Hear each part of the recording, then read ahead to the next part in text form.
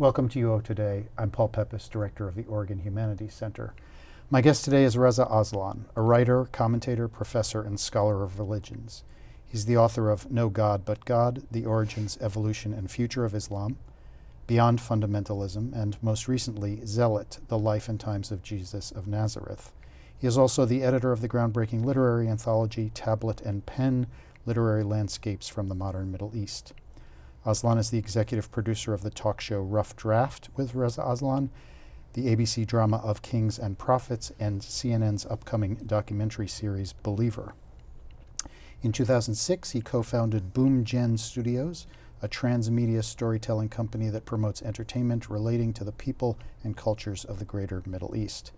As part of the 2016-17 Humanities series, the Oregon Humanities Center presented An Evening with Reza Aslan, Religion, Identity, and the Future of America on October 18th, 2016. Thanks so much for coming on the show. Thanks, Paul. It's great to be here. You have a BA in Religious Studies from Santa Clara University, a Master of Theological Studies from Harvard, and a PhD in the Sociology of Religions from UC Santa Barbara. What led to your scholarly interest in religions? I've been interested in religion really ever since I was a child. I grew up in Iran, left at the revolution, and I think my childhood experiences of revolutionary Iran really gave me a sense of the power that religion has to transform societies for good and for bad. And it never left me. I always grew up very interested in religion, religious history, spirituality, religious phenomenology, despite the fact that I didn't actually grow up in a very religious family myself. When I was in high school, I joined an evangelical youth group and heard the gospel story for the first time and converted to a particularly conservative brand of evangelical Christianity. But I would sit, in church, or I would sit during Bible studies, and I would hear things that the leaders or the preacher was saying, and unlike everybody else, I would actually, check, go home and actually look it up, and realized more often than not that what I was being told was either just flat out incorrect or could be understood in multiple ways, and that really gave me this interest in studying the scripture and the history and the context. And I originally went to university in order to study English and to become a writer. But I thought, well, I'll just take some religion classes because I enjoy them, and just fell in love with the discipline, and I kind of have been doing both things ever since. I'm a literature professor, so I was especially interested to learn about your favorite passage in literature and its significance in your life. So do you mind telling us about that? Right. So I imagine you're speaking about Fyodor Dostoevsky's masterwork, The Brothers Karamazov. And of course, embedded within that great work of literature is this little story that one of the characters, Ivan, tells one of the other characters called the Grand Inquisitor. And I think many people are familiar with this story, or should be familiar if they're not. It's essentially a fable about during the Inquisition, Jesus shows up on earth, he's immediately arrested, and he has an interview with the Grand Inquisitor, who in an astonishing speech essentially tells him that you're not needed anymore, that, thanks for everything that you've done, but, it's time for you to go away, and we'll take it from here. And then, of course, there's this really wonderful moment at the end of it where Jesus stands up, kisses the Grand Inquisitor, and walks out. And for me, I think I read that when I was 16 years old. And first and foremost, that is the book that made me realize that I wanted to be a writer. I mean, that was the moment when I thought, this is what I want to do for the rest of my life. But that story itself, I think, really gave me an understanding, a real appreciation of the difference between a founder of a religion and the religion itself, which I think is a phenomenon that rings true regardless of what religion you're talking about. That, as I often say, religions are man-made institutions, and so since they are man-made, they are full of all the problems and attributes that human beings have, and most especially the desire for power and the way in which power can corrupt. And that, I think, was in this wonderful allegorical way the first experience that I ever had of it. What do you, I mean, you've begun to draw a distinction between faith and religion. Just elaborate that a little Very more. important distinction, and I think one that gets lost a lot. Faith and religion are not the same thing. Faith is ineffable, it's mysterious, it's highly individualistic. Religion is the language that one uses to express faith.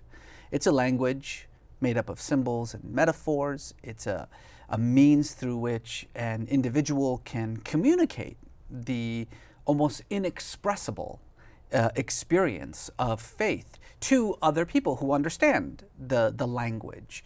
And I think that, unfortunately, what happens is that because we confuse the metaphor for the thing itself, because we confuse the symbol for the thing itself, not recognizing that whatever religious tradition you are referring to is nothing more than a way of expressing what is a universal experience. What faith is a universal experience.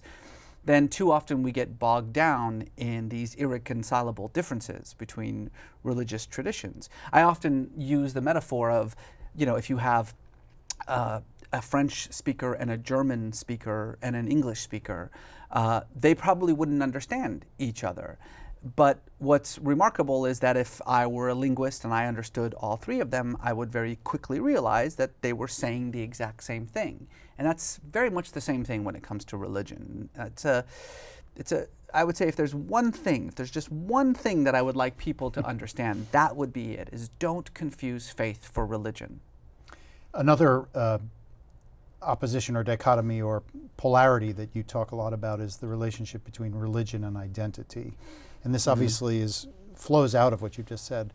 For you, that's also a really crucial thing for us to understand, a crucial Absolutely, absolutely. I think that when someone identifies with a religion, when someone makes a kind of faith statement, such as I am a Christian, or I am a Muslim, or I am a Jew, they are more often making a statement that is less about what they believe, less about their beliefs and practices, than about who they are, how they understand themselves. It is ultimately an identity statement. And as an identity statement, of course, it encompasses all the other aspects of a person's identity, be it their nationality, their ethnicity, their race, their gender, their sexual orientation, their politics, their social views, their class. All of these markers of identity are what make an individual, and religion is one of those things. But to think that religion exists in a vacuum, unaffected by those other aspects of one's religion, is frankly absurd. There's a reason why you can have two people go to the exact same scripture and come away with two radically opposed interpretations of it. The scripture hasn't changed. It's that the individual, him or herself, becomes the lens through which they can understand and interpret their religion, their faith, their scripture. And I think, again, for a lot of people, they believe that the founding issue of religion, when someone makes a religious statement, that really that's about how they associate themselves with orthodoxy, or how they associate themselves with institutions. And by the way, I would say that the people who make this mistake the most are the non-religious community, the sort of more kind of extreme or radical atheist community that simply associates, the orthodoxy of a temple or the orthodoxy of an institution with the lived religious experience of an individual who happens to share the same religion. And I think that too is a fundamental flaw in the way that we think about not just religion but religious people. So let's pursue that a little bit. This particular kind of contemporary atheism, you call it anti-theism. It's a kind of extremist or fundamentalist atheism.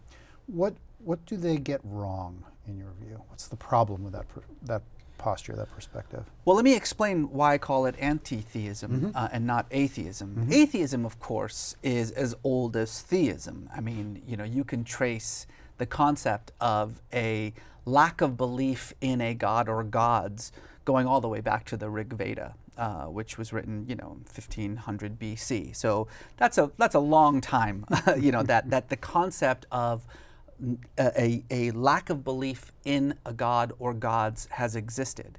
And certainly some of my most influential thinkers, the people who have, I think, influenced me the most when it comes to the way that I think and write about religion, were themselves atheists, be it Feuerbach or Schopenhauer or Hegel or any of these sort of great thinkers of religion. That's different than this new phenomenon that really traces itself to the post-Enlightenment period, but has had a resurgence over the last 2 or 3 decades. This group, which often refers to itself as neo or new atheists, for them, it's not about not believing in God.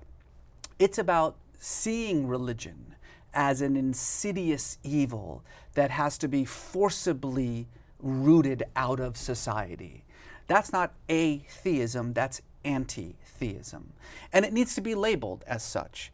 There was a wonderful study that came out of, I believe it was Duke University, I may be wrong about that, in which it was a widespread study on atheism in America, and it found that only 15% of American atheists actually associate with anti-theism. But because of these very loud ideologues who are, take up the bestseller lists and make a lot of noise on television, I think for a lot of people, they think that that is the face of atheism, and it simply is not the case in the United States. I have no problem with atheism at all. It's actually quite a rational decision when confronted with the question of whether there is something beyond the material realm or not. There is no proof one way or another, and so if you believe that there isn't, that's a perfectly sound and reasonable response. The problem that I have with anti-theism, however, is that it ascribes certain attributes to religion in a very straw man argument way that simply do not exist.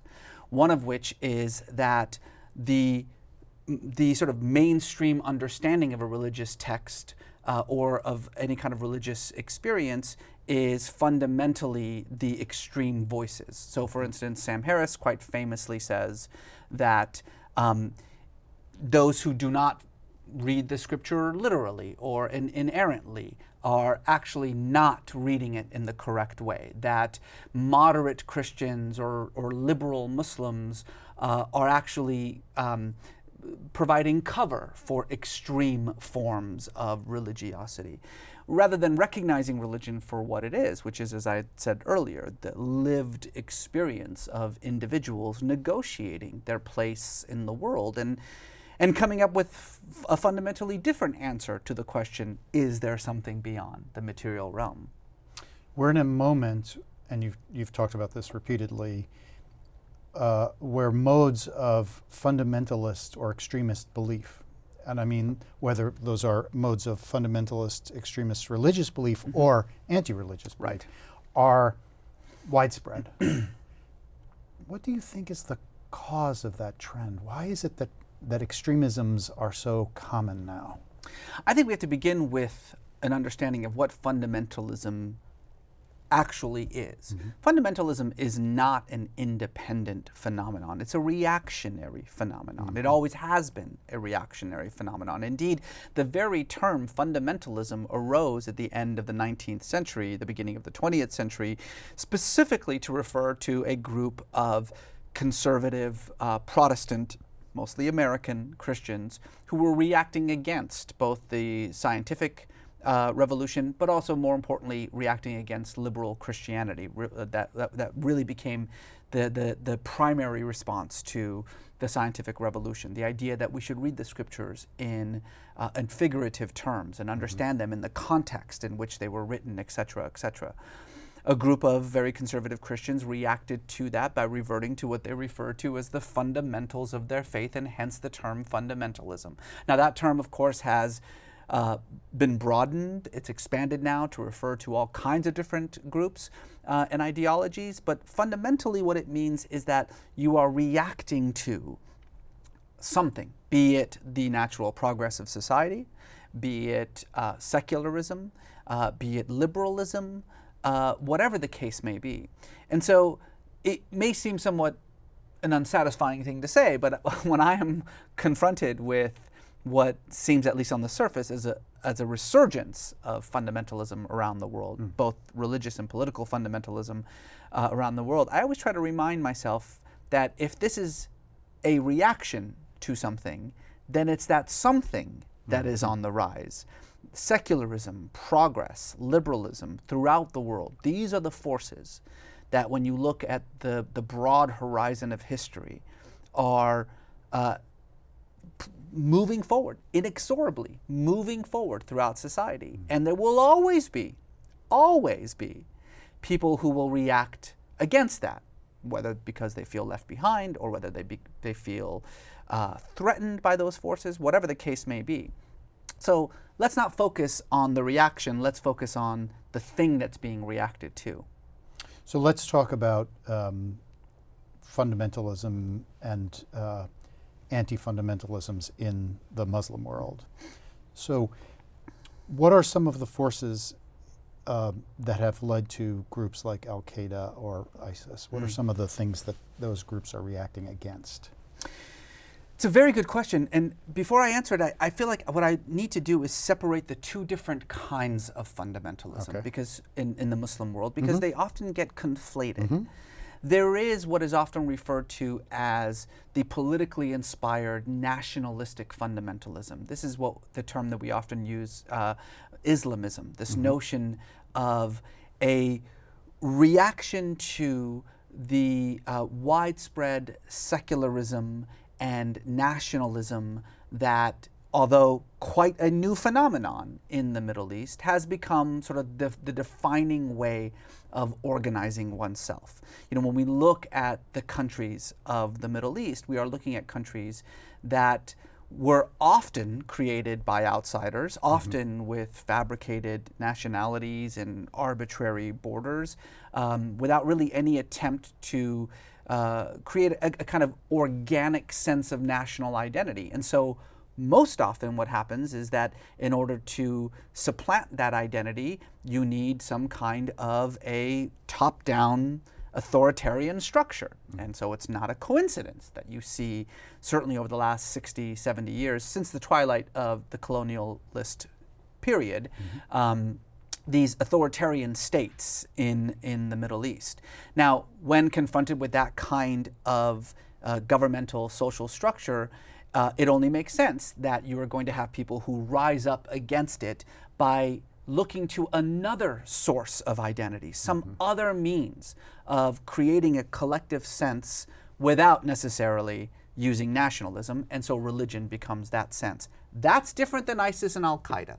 We cannot confuse Hezbollah with ISIS and Al-Qaeda. We can't confuse Hamas with ISIS and we can't even confuse Taliban with ISIS and Al-Qaeda. These are fundamentally different functions. One is an Islamist organization, nationally inclined. One is a global organization. We refer to this as jihadist. Here is the main difference, is that when you look at a group like ISIS and Al-Qaeda, these are not anti-modern groups. They are not rejecting modernity. They are not rejecting technological advances. They're not rejecting even globalization. On the contrary, they are the children of globalization. They are, for the most part, well-educated, fairly sophisticated, not poor, mainly middle class. They have a fundamental view of the world that is at odds with our current sort of sense of identities, nationalist identities. They want to see a world that's one sort of totality under their control, without borders, without nationalities. And so that is, I think, if we're going to deal with the problem, the very real problem of religious fundamentalism in Islam, we need to label it correctly first. And in contradistinction to Hezbollah, those you see as having a much more local, political, national agenda? Absolutely, yes. Hamas is interested in Palestine. Hezbollah is interested in Lebanon. The Taliban, whether it's in Afghanistan or in Pakistan, which is why we always have to separate the two, these are nationalist organizations with nationalist agendas. They want something real and something concrete. Now, they may not be able to have those things, we may not allow those things, but there is a fundamental difference. If you want something that's real and measurable, there is room for negotiation. There is room for moderation. The difference with a group like that and a transnational organization like ISIS or Al-Qaeda is that what they want is imaginary. What they want is not real or concrete. They're not interested in land or territory. They're not interested in statecraft. What they want is to reconstitute the global order under their control. That is an impossible task. And so that makes negotiation, compromise, moderation nearly impossible. So what are the alternatives? What's the, I mean, I'm sure there are many people who would say, well, what we're doing now isn't addressing that adequately. It's very true. What do we do? What can we do? Well, let me be clear. Those militants and fighters that belong to these transnational organizations that have taken up arms and that are, in the case of ISIS, engaged in what can only be described as ethnic cleansing, as a genocide, must be hunted down and destroyed. There is no other option with the fighters on the ground. But these are movements that are much larger than just their fighters. The ideology that fuels these few thousand, couple of thousand individuals who are actually taking up arms is, I think, a much trickier thing. And, you know, to put it in its simplest way possible, what we have discovered over the last 50, 60 years is that when religious opposition is given an opportunity to take part in the free marketplace of ideas, when it is given room to take part in the political conversation and even elections, it, without exception, moderates itself. We've seen this, frankly, with Hezbollah. I mean, Hezbollah is a terror organization, but it's also a political party. And if you look at Hezbollah in 2016 and compare it to Hezbollah in 1996 or even 1986, these are two vastly different organizations. The difference between the Hezbollah of today and the Hezbollah of the past is that the Hezbollah of today has a stake in the government of Lebanon. They are a political party. They have something to lose. And so they have, by necessity, had to moderate their behavior, had to moderate their ideologies. Are they still a problematic force in Lebanese politics? Absolutely. But are they responsible for the kind of global atrocities that we were experiencing, you know, at the hands of Hezbollah 10, 20 years ago? No. So are you arguing for the expansion of modes of democracy in the Middle East? Is that the logic, the next step in your logic? Absolutely. I mean, we have to understand that even when it comes to groups like Al-Qaeda, these are groups that were formed in the dank prison cells of Egypt and Tunisia and Algeria. These are groups that began with distinct nationalist agendas, but when those agendas were violently suppressed, it radicalized them. It forced them to start looking to global concerns, which cannot be addressed, as I said, instead of local concerns, which can. So can we switch to the United States for a moment? Because I know that you're also a thoughtful and interesting illuminator of the kinds of extremisms and fundamentalisms that are present in the United States. We're in the midst of a presidential election. Most commentators say the most divisive, the most antagonistic, the most intolerant election in our time. How should we respond to these conditions, the presence of this kind of extreme political discourse and behavior in our country? Well, this may not be a very popular thing to say, but what I would say is that what we are experiencing right now did not come out of nowhere. This has been a crisis of identity that has been brewing in the American electorate for 20 years, if not more. The fact of the matter is that this is a country whose racial landscape, whose political landscape, is fundamentally different than it was even a generation ago. And indeed, demographers tell us that within a decade or more, we will become the first nation on earth to be majority minorities. Now, for many people, that is a reason to celebrate. It's what makes America so distinct, so unique. That extraordinary sense of what we are is defined precisely by the unity that we find in our diversity. But as I was saying before, when confronted with this kind of progress, there will always be people who, because they feel threatened, who, because they feel left behind, are going to react sometimes violently against that progress. I think what we've seen with Trumpism as an ideology is that there is a large swath of Americans who feel as though they are being left behind. And that's a real sentiment. I think too often we just simply ignore it, or we brush it aside, or we just simply shrug and say, too bad. There is no reversal of what's happening here. I think this fantasy that we can return to some imaginary time when everything was great in America is absurd. It's a false dream. But I will say that it's a very real fear, a very real concern, that despite the fact that it's being exploited for political gain, can't just simply be brushed under the rug, because if it continues to be so, then it can radicalize. You know, we're going to see what we've seen in other parts of the world. So we have just a couple of minutes left, so this is going to be my last question. You're the father of 3 children. They're young. Yes. What gives you hope about the future as a father? I think for me, even in my darkest times, and there have been some dark times over this last couple of months, let me tell you, what I always try to do is broaden my perspective. When I look at the world from a historical point of view, when I start seeing the progress of humanity not in terms of years, but in terms of decades and centuries, I feel, and I think it's impossible not to feel otherwise, that we are moving inexorably towards a more pluralistic, more peaceful, more tolerant world. And I think that with each generation, as we continue to fulfill that promise and to feed our values to our children, we are making that dream a greater reality. Well, that's a wonderful way to end the interview. Thanks so much for taking the time to speak with us. It was really fascinating. It was my pleasure. Thank you for having me.